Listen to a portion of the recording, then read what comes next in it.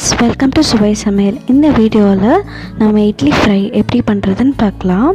Oil ரொம்ப கம்மியாக use பண்ணி இப்படி இட்லியை டோஸ்ட் பண்ணுற நம்ம வந்து ஃப்ரை பண்ணுறதுன்றதை இந்த வீடியோவில் ரொம்ப சிம்பிளாக காமிச்சிருக்கேன். வீட்டில் இருக்க இன்க்ரீடியன்ஸ் வச்சு தான் பண்ணியிருக்கேன்.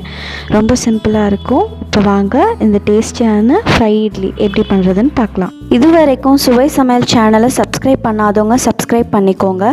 இந்த வீடியோவுக்கு கீழே இருக்க சப்ஸ்கிரைப் பட்டனை கிளிக் பண்ணிக்கோங்க. கூடவே இருக்க பெல் ஐக்கானையும் கிளிக் பண்ணிக்கோங்க. இப்போ வாங்க நம்ம வீடியோக்குள்ளே போகலாம்.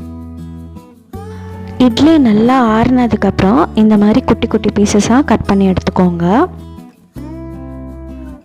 உங்களுக்கு எவ்வளோ பெருசு பீஸ் வேணுமோ அந்த மாதிரி நீங்கள் எடுத்துக்கலாம். கொஞ்சம் கொஞ்சமாக இருந்தால் அதில் மசாலா நல்லா இறங்குன்றதுனால நான் சின்ன சின்ன பீசஸாக கட் பண்ணி எடுத்திருக்கேன். நல்லா ஆறுனதுக்கப்புறம் தான் கட் பண்ணணும். ஒரு பேனில் 4 டேபிள் ஸ்பூன் அளவுக்கு எண்ணெய் ஊற்றிக்கோங்க. எண்ணெய் நல்லா சூடாகட்டும். இப்போ நம்ம கட் பண்ணி வச்சுருந்த இட்லியை இதில் சேர்த்துடலாம்.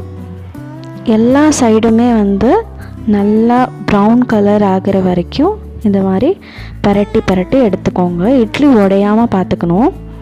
பாருங்கள், இந்த மாதிரி திருப்பி போட்டுக்கலாம். ஆல்மோஸ்ட் வந்து நமக்கு எல்லா சைட்ஸும் வந்து நல்லா கோல்டன் ப்ரௌன் கலரில் வந்துருச்சு. இப்போ ஒரு பேனில் 2 டேபிள் ஸ்பூன் அளவுக்கு எண்ணெய் விட்டுக்கோம். எண்ணெய் விட்டதுக்கப்புறம் ஒரு பெரிய வெங்காயம், ஒரு பச்சை மிளகாய், துண்டாக நறுக்கின இஞ்சி, கொஞ்சமாக கருவேப்பிலை, இது எல்லாத்தையும் பொடியாக நறுக்கி நான் சேர்த்துருக்கேன். இது எல்லாத்தையும் லைட்டாக பெரட்டினா போதும், ஓவர் குக் பண்ண தேவையில்லை. அதனால் லைட்டாக தாளித்து எடுத்துக்கலாம். இப்போ 1/2 டீஸ்பூன் அளவுக்கு சோயா சாஸ் எடுத்திருக்கேன். தேவையான அளவு உப்பு எல்லாத்தையும் சேர்த்து நல்லா வதக்கிக்கோங்க. 1 டீஸ்பூன் அளவுக்கு மிளகு எடுத்து நல்லா ஃப்ரெஷ்ஷாக வந்து இடித்து போட்டால் தான் நல்லா இருக்குன்றதுனால இடித்து பொடி பண்ணி இந்த மாதிரி இதில் சேர்த்துக்கலாம். இப்போ லைட்டாக பரட்டிட்டு நம்ம ஃப்ரை பண்ணி வச்சுருக்க இட்லி எடுத்து இதில் சேர்த்துருங்க. சில பேர் வந்து ஆயிலே ஃபுல்லாக போட்டு இட்லியை ஃப்ரை பண்ணுவாங்க. அது வந்து ரொம்ப ஆயிலியாக இருக்கும். இந்த மாதிரி டோஸ்ட் பண்ணி சாப்பிட்றது ரொம்ப டிஃப்ரெண்ட்டாக இருக்கும். இதை ட்ரை பண்ணி பாருங்கள். இப்போ இட்லியெல்லாம் நல்லா பரட்டி அந்த மசாலாவில் சேரட்டும். காரத்துக்காக நான் 1/2 டீஸ்பூன் அளவுக்கு மிளகாத்தூள் சேர்த்துருக்கேன். ஏற்கனவே நம்ம பச்சை மிளகாய் ஆட் பண்ணியிருக்கோம். காஷ்மீரி மிளகாத்தூள் சேர்த்துருக்கேன் கலருக்காக.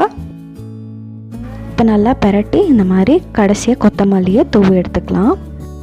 பாருங்கள், நமக்கு சூப்பரான ஃப்ரை இட்லி வந்து ரெடி ஆகிடுச்சு. எல்லாமே வந்து நல்லா ரோஸ்ட் ஆகிருக்கு. இட்லியெல்லாம் ஆயில் ரொம்ப கம்மியாக நம்ம யூஸ் பண்ணி நல்லா டோஸ்ட் பண்ணி எடுத்ததுனால நல்லா கிறிஸ்பியாகவும் இருக்கும்.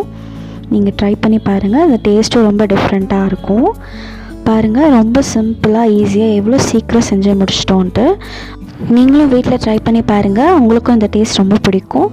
உங்களுக்கு இந்த வீடியோ பிடிச்சிருந்தா லைக் பண்ணுங்கள், ஷேர் பண்ணுங்கள், உங்கள் ஃப்ரெண்ட்ஸ்க்கு கமெண்ட் பண்ணுங்கள். மறக்காமல் சுவை சமையலுக்கு சப்ஸ்கிரைப் பண்ணுங்கள். தேங்க்யூ ஃபார் வாட்சிங்.